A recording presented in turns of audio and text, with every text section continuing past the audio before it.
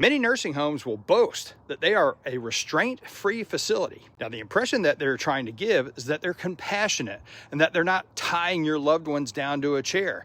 But in reality, they have redefined what restraint-free means so broadly that even common sense care measures are no longer done, all in the name of being restraint-free. When you and I think of restraints, we immediately think of a person's arms and legs being strapped to a bed, or an older person being strapped into a wheelchair where they can't move.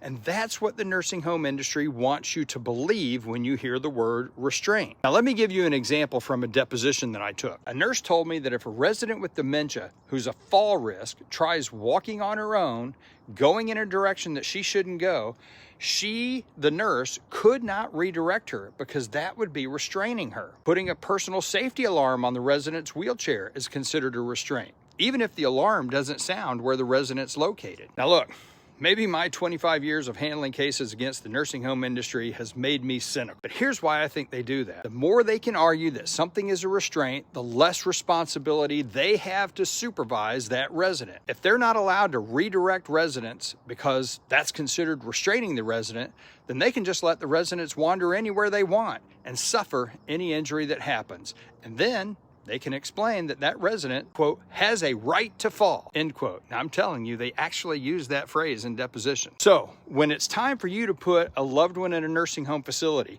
and they proudly tell you that they are a restraint-free facility, you need to be wary of that. You need to start asking specific questions about what that means, and specifically, what are they going to do to prevent a fall? My name is David Terry, and I've been handling nursing home cases on behalf of plaintiffs for nearly 25 years.